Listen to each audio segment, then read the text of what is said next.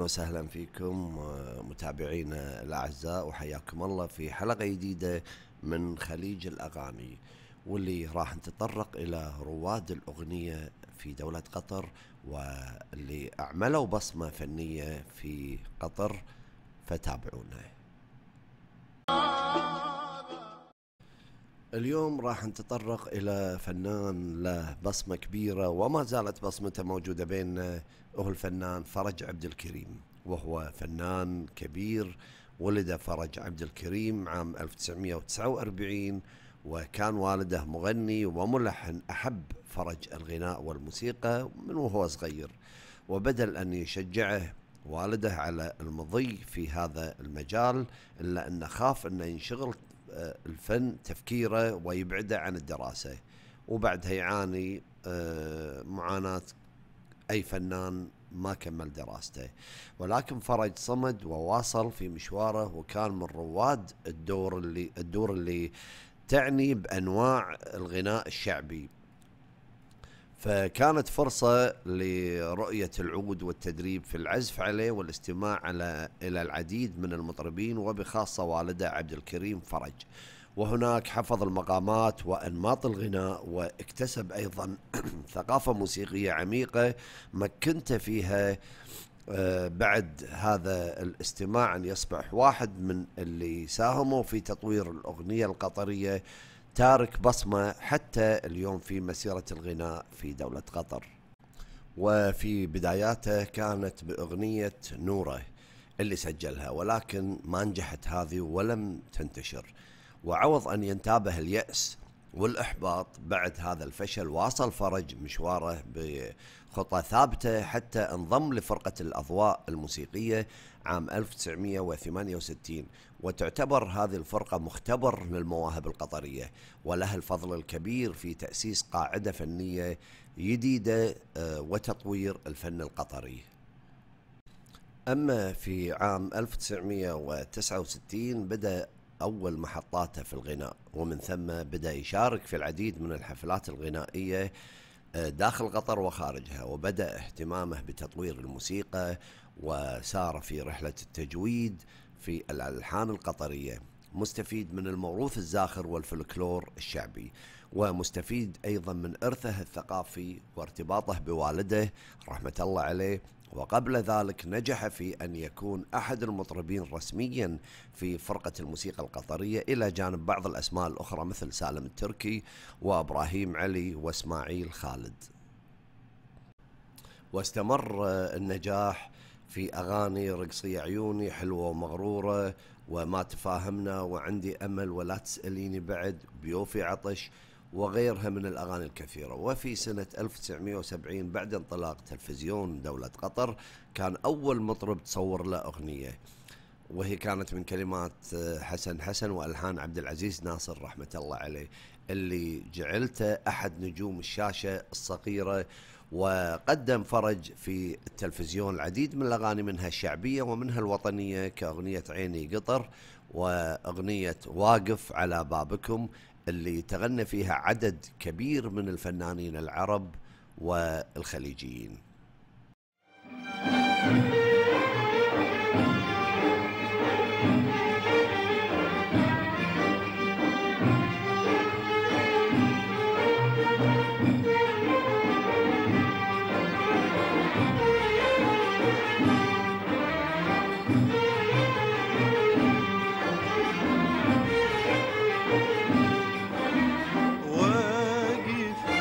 على بابكم والهان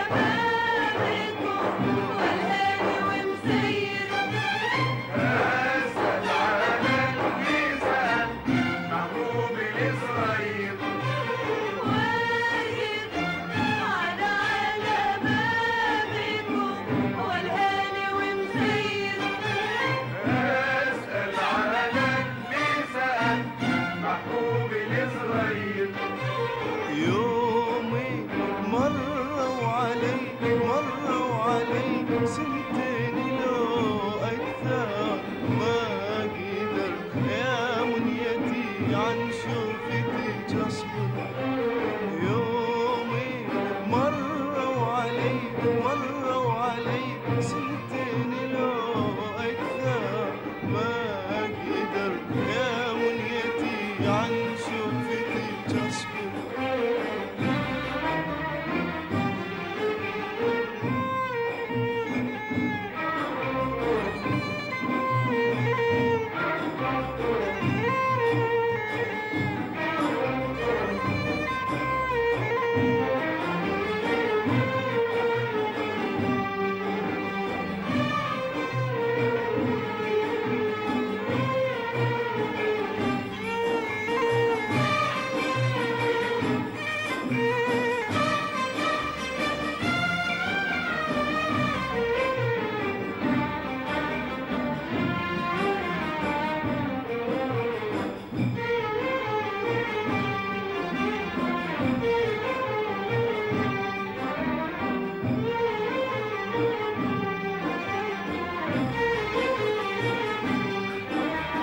هذا النصيب انكتب، أحب ناس غيره يحبني لكن هل يخاف لا يدرون.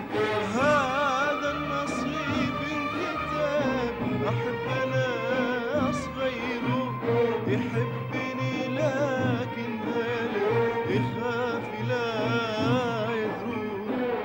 فضحتني يا هوى دالي كشفت الراس، ما حد درى قصتي والحين كل الناس.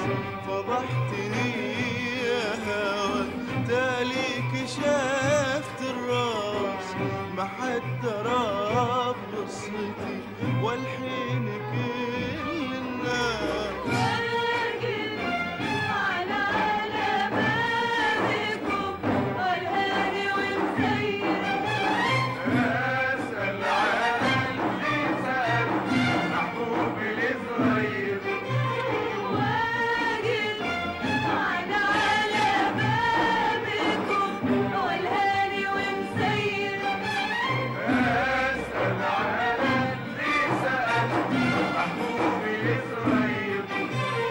يومي مروا علي سنتين لو أكثر، ما أقدر يا وليتي عن شوفتي تصبر. يومي مروا علي سنتين لو أكثر، ما أقدر يا وليتي عن شوفتي تصبر.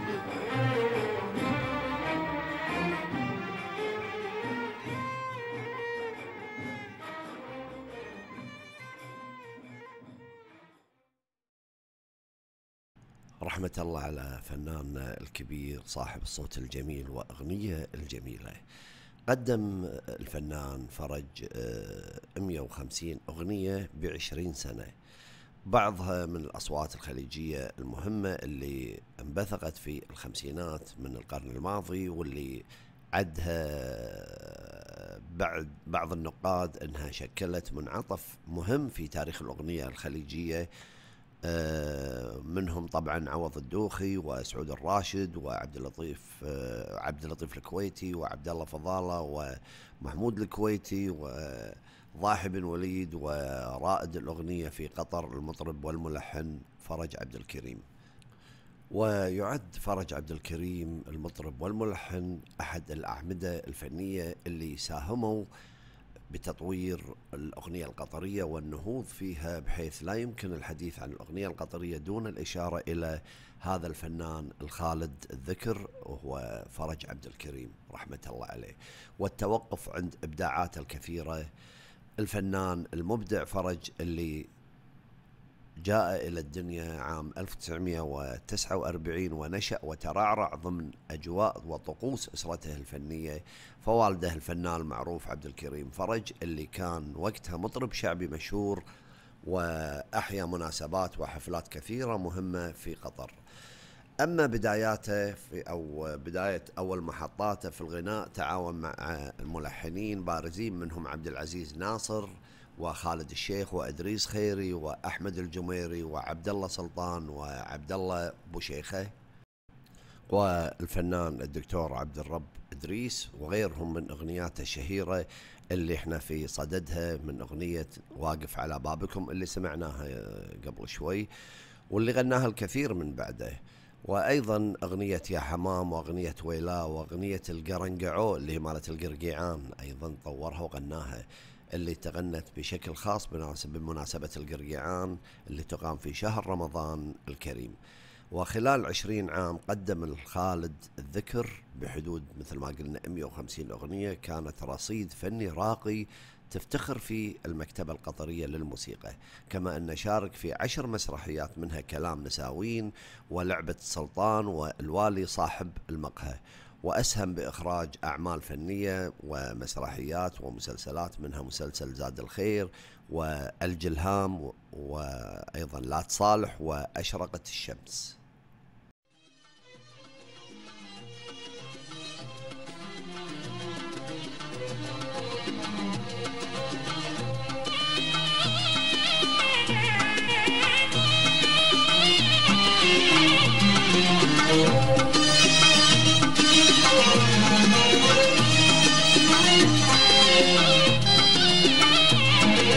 مدري علامة علامة مغير كلامه مغير كلامه، مدري علامة علامة مغير كلامه مغير كلامه، نفسه تجينا برده وسلامه، نفسه تجينا برده وسلامه علامه.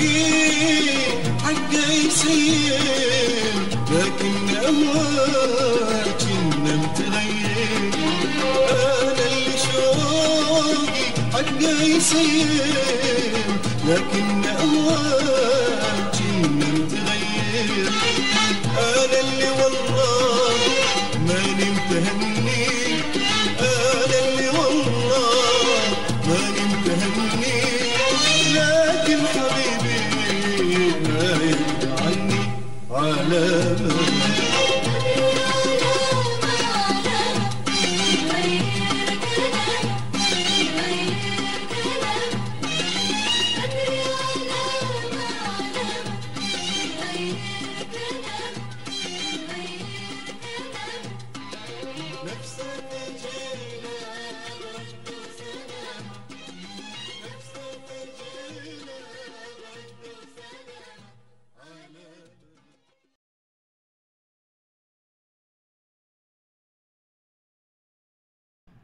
الفنان الكبير فرج طبعا غنى الكثير من الأغاني وعمل بصمة فعلا قطرية خليجية عربية. وبعد رحلة علاج دامت سنة أو سنتين فارق الحياة في عام 1989. رحمة الله على فنان الكبير. وفي نهاية هذه الحلقة من خليج الأغاني مستمعينا الأعزاء نلتقي معاكم في حلقة جديدة ومع أحد أعمدة الفن القطري، وفي أمان الله.